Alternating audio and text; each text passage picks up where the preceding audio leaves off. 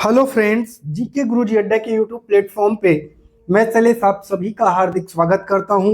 प्यारे साथियों, आप लोगों को सीटेट से संबंधित कोई भी जानकारी चाहिए और अगर आपको नोट्स परचेज करना है तो इस दिए गए व्हाट्सएप नंबर पे आप मैसेज करिएगा, आपको जो है नोट्स मिल जाएगी। ठीक है, तो इस दिए गए व्हाट्सएप नंबर पे मैसेज करके आप जो है नोट्स परचेज कर सकते हैं और कोई भी आपको जानकारी चाहिए तो आप वहां पे पूछ भी सकते हैं। आज हम लोग 14 दिसंबर, लिखते चलिएगा, 14 दिसंबर 2024 का पेपर सॉल्व करने वाले हैं। ठीक है, बाल विकास व शिक्षा शास्त्र। तो चलिए आज के पहले क्वेश्चन पर चढ़ते हैं और पहले क्वेश्चन का राइट जवाब देखते हैं क्या होगा। ठीक है, चलिए पहला क्वेश्चन है, प्रगतिशील शिक्षा के हिमायती इनमें से किस कथन से सहमत होंगे? कि जो प्रगतिशील शिक्षा है वो क्या है? बचपन में एक अलग जीवन चरण है जिसमें बच्चे के रूप में वे क्या है के बजाय वे वयस्क के रूप में क्या बनेंगे, वयस्क के रूप में क्या बनेंगे, इससे कोई मतलब ही नहीं है। बच्चे स्वाभाविक रूप से अच्छे होते हैं और उन्हें समाज भ्रष्ट करता है, समाज तो उन्हें अच्छा रास्ता दिखाता है। बच्चे स्वाभाविक रूप से असभ्य होते हैं, ये तो वैसे ही गलत है। बच्चे एक सामाजिक, सांस्कृतिक, आर्थिक संदर्भ में पैदा होते हैं, यह उनकी पृष्ठभूमि उनके विकास को प्रभावित करती है। बिल्कुल चौथा आप सभी का राइट जवाब हो जाएगा। तो चौथे पे आप लोगों को टिक करना है। ठीक है, चलिए क्वेश्चन नंबर 2 की तरफ बढ़ते हैं। क्या कह रहा है? कह रहा विकास के आयाम के तहत भावनाओं, आत्मधारणा तथा परिवारों, साथियों और दोस्तों के साथ पारस्परिक संबंधों में परिवर्तन का अध्ययन किया जाता है। किसमें? तो दूसरे का आपका राइट जवाब हो जाएगा, जो मनोसामाजिक क्षेत्र है उसमें। ठीक है, जो साइको सोशल वाला हिस्सा है उसमें। ठीक है, चलिए तीसरे प्रश्न की तरफ बढ़ते हैं। कह रहा व्यवहार, रुचियां, दृष्टिकोण, कौशल और व्यक्तित्व लक्षण जिन्हें एक संस्कृत विशिष्ट जेंडर के लिए उपयुक्त मानती है उन्हें के रूप में पहचान संदर्भित किया जाता है और यह होते हैं, या क्या होते हैं? देखिए, यह एक तो हम कह सकते हैं आनुवंशिक रूप से निर्धारित होते हैं कि सांस्कृतिक रूप से। तो संस्कृति विशिष्ट जेंडर तो आनुवंशिक रूप से नहीं होगा, लास्ट वाला पकड़ो, आनुवंशिक रूप से नहीं होगा, सांस्कृतिक रूप से परिभाषित, सांस्कृतिक रूप से परिभाषित। तो मुझे यहां मिल रहा है कि लास्ट वाले में तो क्या होगा, सांस्कृतिक रूप से परिभाषित, क्योंकि यहां संस्कृति विशिष्ट जेंडर की बात कही गई है। अब व्यवहार, रुचियां, दृष्टिकोण, कौशल और व्यक्तित्व लक्षण उन्हें के रूप में संदर्भित करती है, तो उन्हें जेंडर की पहचान के रूप में नहीं, जेंडर की भूमिका के रूप में संदर्भित करती है। तो तीसरे का दूसरा राइट जवाब हो जाएगा। ठीक है, चलिए चौथे प्रश्न पे चलते हैं और इसका राइट जवाब देखते हैं क्या होगा। ये कह रहा है कि एक समावेशी कक्षा में सभी पाठ्यचर्या अनुकूलन के शैक्षिक मानकों को विशेष बच्चों के लिए निम्न स्तर करने के लिए निर्देशित किया जाना चाहिए। ये बिल्कुल सत्य है। बताइए, बिल्कुल सत्य है? बिल्कुल गलत है प्यारे, बिल्कुल सत्य नहीं है।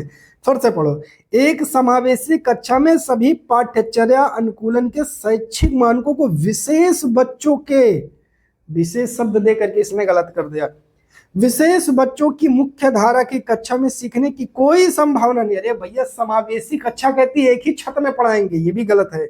इसका मतलब ए और आर दोनों गलत है, राइट जवाब हो जाएगा। ठीक है, चलिए 5 क्या कह रहा है? जीन पियाजे के संज्ञानात्मक विकास के सिद्धांत के अनुसार पूर्व ज्ञान सीखने की प्रक्रिया में भूमिका नहीं निभाता। गलत है प्यारे, कैसे नहीं निभाएगा? अगर आपको 2 की टेबल पढ़ा है, अगर आपको 2 का मल्टीप्लाई दिया जाएगा तो आप कर नहीं पाएंगे? आराम से कर लेंगे। परिपक्वता जैसे जैविक कारक संज्ञानात्मक विकास में कोई भूमिका नहीं निभाते। गलत है, भूमिका बिल्कुल निभाते हैं। सीखने के अनुभव बच्चों के संज्ञानात्मक क्रियाओं के वर्तमान स्तर पर निर्भर होते हैं। क्या ये सही है? तो बिल्कुल ये वाला थोड़ा सा ठीक है। अभी नीचे चलते हैं। अनुभवों के माध्यम से सीखने के बजाय याद करने की प्रक्रिया। गलत है, रटना। अब आपका तीसरा 100% क्या हो गया? सही हो गया। ठीक है, चलिए तो संज्ञानात्मक विकास कहता है कि जो वर्तमान स्तर है उस पर वो निर्भर करता है। छठा क्या कह रहा है? लेव वाइगोत्स्की संज्ञानात्मक विकास को किस रूप में देखते हैं? जो संज्ञानात्मक विकास है, क्या वो एक एकीकृत प्रक्रिया तो होती है? पहले ये बताओ। पर्यावरण को प्रभावी रूप से अपनाने की प्रक्रिया है। दूसरा, एक सहयोगात्मक प्रक्रिया है। तीसरा, एक व्यक्तिगत, देखिए व्यक्तिगत और एकीकृत तो होगा नहीं, दोनों गलत है। पर्यावरण को प्रभावी रूप से अपनाने की प्रक्रिया, तो देखिए यार यहाँ ये पर्यावरण को अपनाने की प्रक्रिया से नहीं संबंध है, ये भी गलत हो गया। तो एक सहयोगात्मक प्रक्रिया है, आपका दूसरा राइट जवाब हो जाएगा। ठीक है, चलिए प्रश्न संख्या 7 क्या कह रहा है, आइए देखते हैं। भाषा और सोच प्रक्रिया के बीच संबंध का प्रस्ताव रखते हुए लेव वाइगोत्स्की ने निम्नलिखित में से किस रूप में भाषा को अवधारणाबद्ध किया है? भाषा का एक स्वतंत्र क्षेत्र है जो संज्ञान से संबंधित नहीं। बिल्कुल गलत है भैया, कैसे संज्ञान से नहीं संबंधित है? बिल्कुल संबंधित है। भाषा एक सांस्कृतिक उपकरण है जो संज्ञान को कई तरीकों से सुगम बनाती। बिल्कुल ठीक है। भाषा आत्म केंद्रित भाषा का एक रूप है जिसका प्रयोग केवल बुनियादी जरूरत, देखो केवल शब्द आ गया ना, ये उत्तर तो वैसे ही गलत हो गया। भाषा संज्ञानात्मक क्षमताओं के विकास में बाधा डालेगी भैया, सहायता करेगी, गलत है। इसका मतलब दूसरा आपका राइट जवाब हो जाएगा। ऐसे आंसर को काटना सीखिए। 8वां, निम्न में से कौन सा प्रदर्शन लक्ष्य अभिविन्यास का एक उदाहरण है? गोल ओरिएंटेशन क्या है? एक छात्र अपनी समझ को आगे बढ़ाने के लिए कड़ी मेहनत करता है। भैया अपनी समझ को आगे बढ़ाने के लिए मेहनत करता है, तो इसमें कोई गोल ओरिएंटेशन तो है नहीं। एक छात्र किसी विषय की गहरी समझ हासिल के लिए कठिन अध्ययन करता है। चलो इसको थोड़ा सा भी हम रखते हैं दूसरे को। एक छात्र अच्छा ग्रेड पाने और दूसरों से बेहतर होने के लिए कड़ी मेहनत करता है। यार ये भी ठीक लग रहा है। और एक छात्र से अधिक सीखने के लिए, तो ये सीखने के लिए तो ये कोई गोल ओरिएंटेड नहीं है। अब 2 है, अब 2 में कौन सा सही है? एक छात्र किसी विषय की गहरी समझ, यार विषय की गहरी समझ को वो गोल क्यों बनाएगा? जाहिर सी बात है, सिंपल सा समझो कि उसका गोल विषय की गहरी समझ क्यों होगा? गोल तो किसी जैसे 10-20 लोगों के बीच में अपने आप को दिखाना होगा। तो यहाँ तो ऐसा कॉन्सेप्ट है नहीं, तो दूसरा गलत हो जाएगा, तीसरा सही हो जाएगा। एक छात्र अच्छा ग्रेड पाने के चक्कर में जो है वो कड़ी मेहनत कर रहा है ताकि वो क्लास में सबसे बेहतर हो सके। ठीक है प्यारे, चलिए क्वेश्चन नंबर 9 पे चलते हैं प्यारे, और 9 का राइट जवाब देखते हैं क्या होगा। लेव वाइगोत्स्की के सिद्धांत का पालन करते हुए एक शिक्षक को क्या करना चाहिए? अपने विद्यार्थियों के साथ पारस्परिक अध्यापन का पालन करना चाहिए। ठीक है, आगे देखते हैं। विद्यार्थी द्वारा सांस्कृतिक उपकरण के उपयोग को हतोत्साहित, अब देखो हतोत्साहित शब्द ही नकारात्मक है, ये तो गलत। विद्यार्थियों द्वारा कंठस्थ किए गए ज्ञान का प्रसार, कंठस्थ शब्द निगेटिव है, तुरंत हो जाएगा गलत। विद्यार्थी को एक दूसरे के साथ प्रतिस्पर्धा करने के लिए प्रोत्साहित करना चाहिए।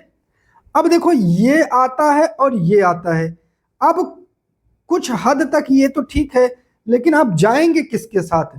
देखिए प्रतिस्पर्धा शब्द जो है वो नकारात्मक दृष्टिकोण को दर्शा रहा है, इसीलिए हम इसके साथ नहीं जा सकते हैं।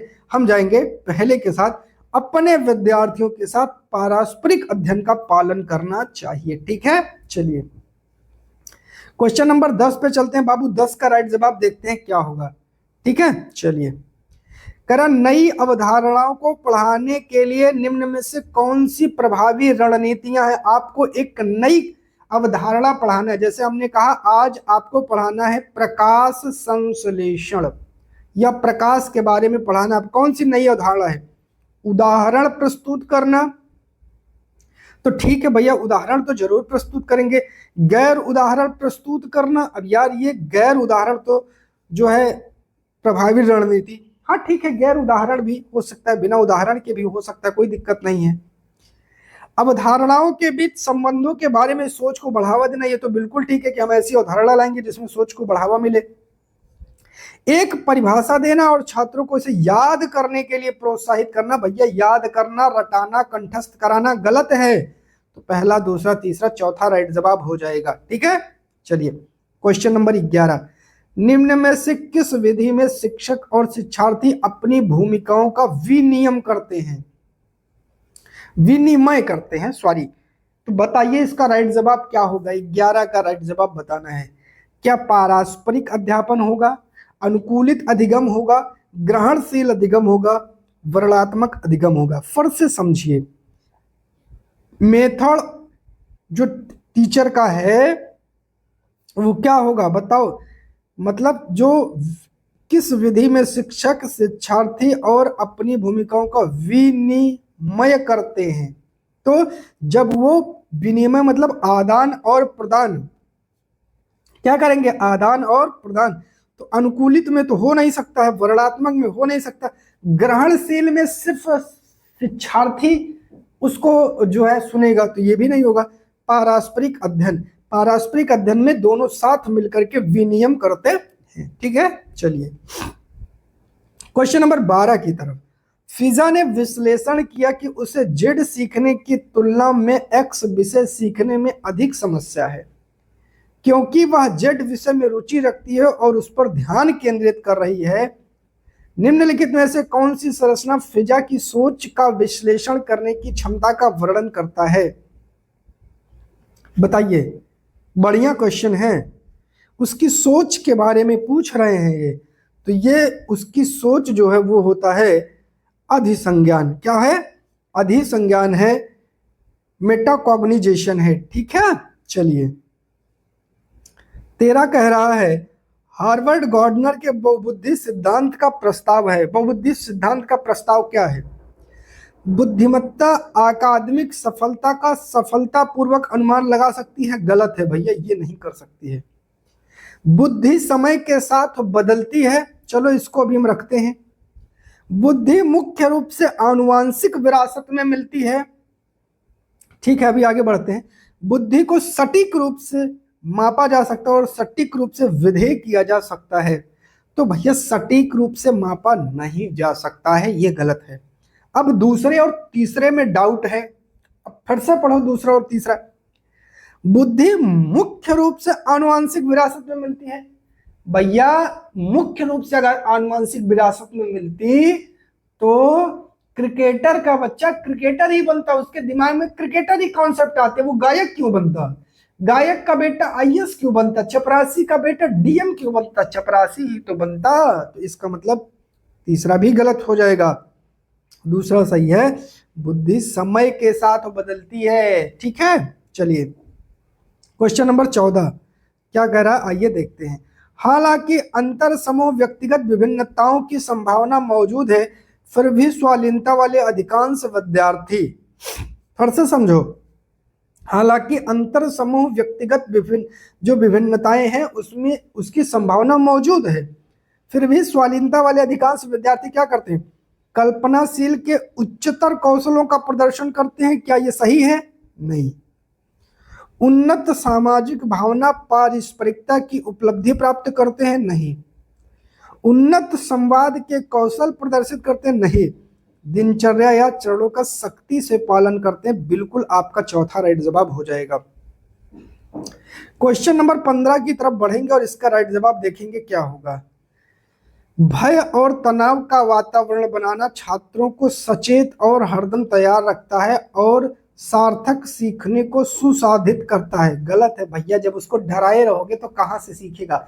डर के मारा उसको जो आएगा और भूल जाएगा। अधिगम केवल बाहरी कारकों द्वारा नियंत्रित होता है। गलत है, केवल बाहरी कारकों द्वारा नहीं होता है। ए और आर दोनों आपके क्या हो जाएंगे भैया? गलत हो जाएंगे। क्वेश्चन नंबर 16 पे चलते हैं और 16 का राइट जवाब देख लेते हैं क्या होगा। वर्ग समावेशन एक उदाहरण है। वर्ग समावेशन किसका उदाहरण है बताना है। लोकेश को एक संकल्पना दिल्ली को दूसरी संकल्पना भारत के उप समूह के रूप में वर्गीकृत करने में परेशानी होती है। ठीक है, क्योंकि वर्ग समावेशन नहीं कर पा रहा है, बांट नहीं पा रहा है। यह समझना कि भावनाएं स्मृति और सीखने को प्रभावित करती हैं, स्वविनियमित सीखने को संबंधित करता है, ये भी ठीक है, लेकिन एक दूसरे की व्याख्या ये नहीं करते, इसलिए तीसरे के साथ आप जाएंगे। ठीक है, चलिए क्वेश्चन नंबर 17 की तरफ बढ़ेंगे। करा निम्नलिखित में से कौन सा कथन नैदानिक आकलन के उद्देश्य का उपयुक्त वर्णन करता है? तो आप लोग बताइए जरा 17 का राइट जवाब। नैदानिक आकलन, ठीक है, उन क्षेत्रों की पहचान करना जहां विद्यार्थियों को अतिरिक्त सहायता और निर्देश की आवश्यकता होती है, बिल्कुल पहला राइट जवाब हो जाएगा। 18 पर चलते हैं और 18 का राइट जवाब देखते हैं क्या होगा। 10 साल की काकुली गणित के एक कठिन सवाल से जूझ रही है। उसके समस्या समाधान कौशल को बढ़ाने के लिए उसकी शिक्षिका क्या करेगी? कड़ी से कड़ी सजा दे? अरे भैया ये नहीं करना है। उसे समस्या का समाधान दे, उसे समस्या को छोड़ने और अगले पर जाने, गलत है, अगले पे तो जाने को कहना ही नहीं है। कोशिश करते रहने के लिए प्रोत्साहित करें और जरूरत पड़ने पर आलंबन प्रदान करें। देखो यहाँ दो आंसर फंसा रहा है, उसे समस्या का समाधान दे और चौथा, तो देखिए पहले तो उसे प्रोत्साहित करना है कि वो कोशिश करती रहे, तो इसका मतलब समाधान डायरेक्ट नहीं देना है। कोशिश करते रहने के लिए प्रोत्साहित करें और जरूरत पड़ने पर आलंबन दे, इसलिए चौथा राइट जवाब हो जाएगा प्यारे। क्वेश्चन नंबर 19 पर चलते हैं और 19 का राइट जवाब देखते हैं क्या होगा। जीन पियाजे डैश को डैश मानता है, लेव वाइगोत्स्की डैश को डैश मानता है, एकदम नोट्स की हूबहू लाइन है। तो आपको 19 का राइट जवाब देना है क्या होगा। जीन पियाजे आत्म केंद्रित वाक्य को, जो आत्म केंद्रित वाक्य उसे संज्ञानात्मक अपरिपक्वता का संकेत है, जबकि लेव वाइगोत्स्की निजी वाक्य स्वनियमित को प्रभावित करता है। दूसरा राइट जवाब हो जाएगा। क्वेश्चन नंबर 20, अधिगम के सार्वभौमिक विकल्प में क्या नहीं शामिल है बताना है। तो 20 का राइट जवाब देखते हैं। नहीं शब्द को इंडिकेट कर लेना है, शिक्षार्थियों के नामीकरण और वर्गीकरण के विभिन्न रूपों को लागू करना। अब यार यही तो है, यही तो है ना, तो यही है, इसको टिक करते हैं। अब सभी शिक्षार्थी को सूचना और ज्ञान प्राप्त करने के विभिन्न तरीके देना सही है तो गलत होगा। शिक्षार्थी जो जानते हैं, जो प्रदर्शित करने के लिए शिक्षार्थियों को विकल्प प्रदान करना सही है तो गलत होगा। सभी शिक्षार्थियों के हितों में कार्य करना और चुनौतियों की पेशकश करना सही है तो गलत हो जाएगा, कोई दिक्कत नहीं है। क्वेश्चन नंबर 21 पर चलते हैं। कोहल वर्ग के सिद्धांत के बारे में कौन सा कथन सही है?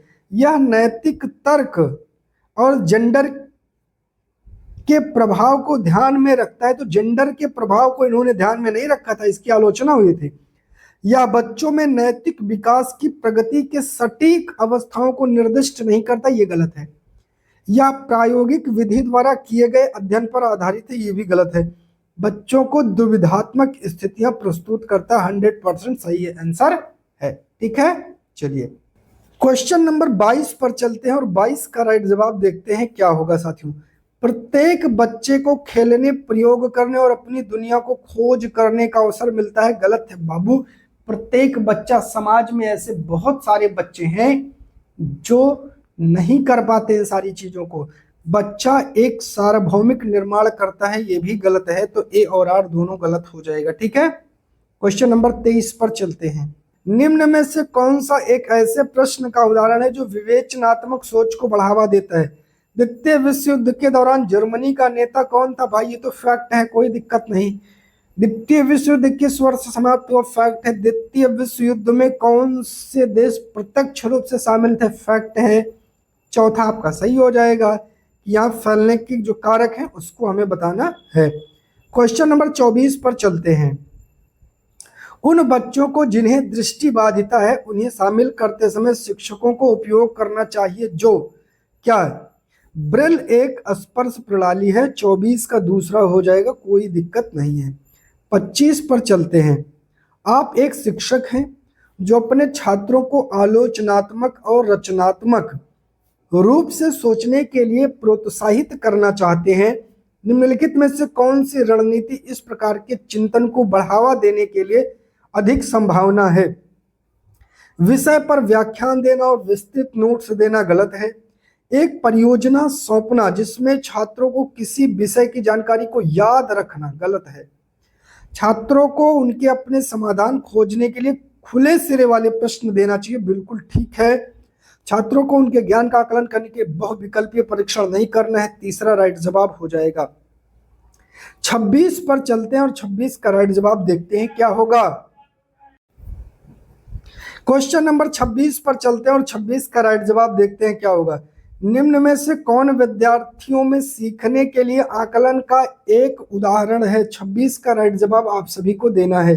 ठीक है, एक परियोजना की शुरुआत में छात्रों को दिया गया रूब्रिक या रेखांकित करते हुए कि उन्हें एक निश्चित ग्रेड प्राप्त करने के लिए क्या करना है। ठीक है, एक अंतिम परीक्षा, ये अंतिम परीक्षा वाला तो ऑप्शन गलत है।